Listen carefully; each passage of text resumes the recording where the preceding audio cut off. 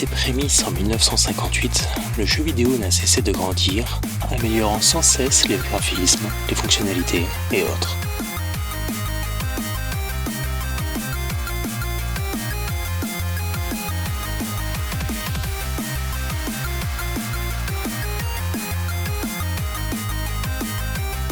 Jusqu'à même troubler la ligne entre le cinéma et le jeu.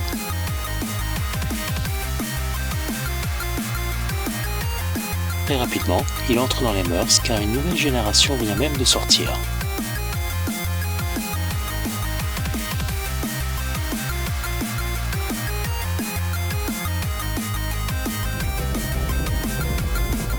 Et je jouerai aux jeux vidéo jusqu'à ce que je sois mort. Écoute, le jeu vidéo pour moi, c'est une passion. Ça a occupé une grande place dans ma vie depuis longtemps. J'aime beaucoup jouer à des jeux divers et variés et sur diverses consoles. Alors, j'ai eu la Master System, la NES, la Mega Drive, la Super NES, PlayStation 1, PlayStation 2, la Dreamcast. PlayStation surtout, puisque ça reste dans le cœur, c'est les premières consoles que j'ai eues. Donc on a eu la 2, la 3 et maintenant on attend la 4, puisque ça manque un peu de monnaie. J'ai eu la Xbox 360, la Xbox One. J'ai eu un nombre incalculable de PC. Des petites bandes d'arcade, des machins, des émulateurs, enfin à peu près tout ce qui peut être jouable, j'y ai joué. Le jeu vidéo, c'est quelque chose qui calme à moi un peu, tu vois. Au début des années 80, un phénomène fait son apparition, les salles d'arcade. Elles sont apparues un peu partout dans le monde et sont toujours présentes aujourd'hui, par endroits, comme au Japon, où elles rencontrent toujours un franc succès.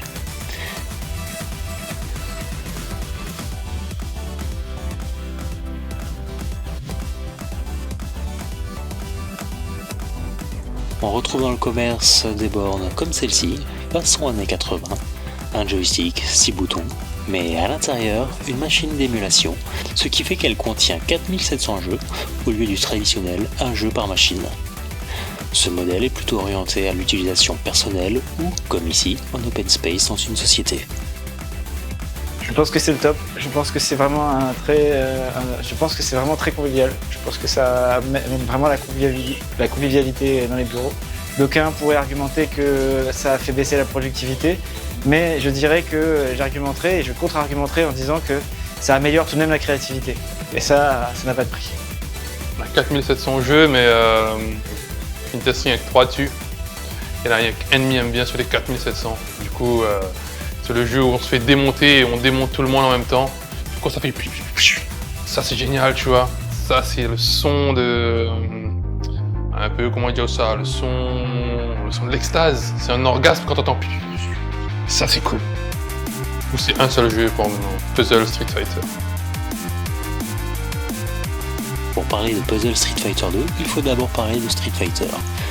C'est une saga qui a débuté en 1987, éditée par Capcom. La particularité des bornes était que la puissance des coups portés par le personnage dépendait de la force sur laquelle on appuyait sur les touches. Les dérives arrivaient rapidement, les joueurs jouaient avec les jambes, voire des objets. La série suivit son chemin, entre épisodes majeurs, rééditions avec des nouveautés, et épisodes isolés, comme Puzzle Street Fighter 2 qui a été conçu après le deuxième épisode, et ce sans qu'aucun épisode 1 ne soit sorti. Probablement pour contrer les jeux tels que Puyo Puyo et Baku Baku Animal qui attiraient le public.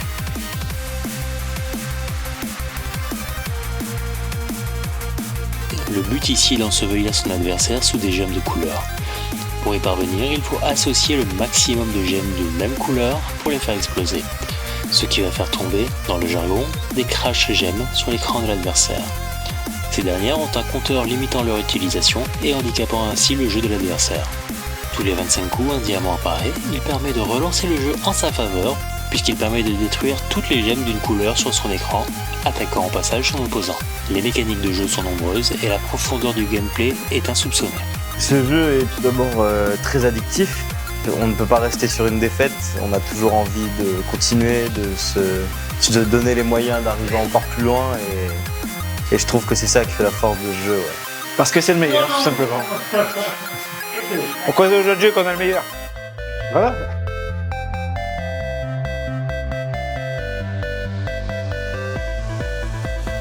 Jouer à Puzzle Street Fighter, ça m'apporte De la chaleur, parce qu'il fait chaud serré. Du stress aussi un peu. Mais aussi des beaux moments, de l'énervement, plus de l'énervement. C'est mêlé entre la rage de perdre et l'envie et la détermination de gagner. Ça fait une balance qui fait qu'on est continuellement en stress devant la borne, mais qui nous aide à donner le meilleur de nous-mêmes pour faire mieux que la fois précédente. C'est à la fois stratégique, c'est-à-dire qu'il y a comment tu vas te placer, il y a aussi le mind game, c'est-à-dire comment ton adversaire croit que tu vas jouer, donc tu peux vraiment l'induire en erreur aussi sur ça. Donc à ce mind game, tu as aussi une stratégie aussi de pouvoir temporiser tes attaques ou pas. Et voilà, c'est très stratégique et c'est beaucoup plus complexe que ça en a l'air. On peut appeler ça un peu, c'est mon yoga moi. Voilà, c'est mon yoga moi. Pour moi, c'est le futur du gaming, ce jeu. Puzzle Street Fighter est un jeu qui est plutôt tombé dans l'oubli, jusqu'en 2017 où une version mobile sort, plus moderne. Mais le charme du pixel n'est plus là, ni la convivialité de voir son adversaire. Malheureusement, en 2018, le jeu est retiré des stores et les serveurs de jeu sont fermés.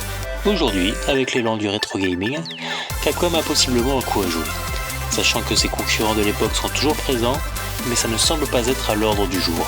La société préférant se concentrer sur la dernière itération de Street Fighter V et très certainement un 6e épisode, encore non annoncé aujourd'hui.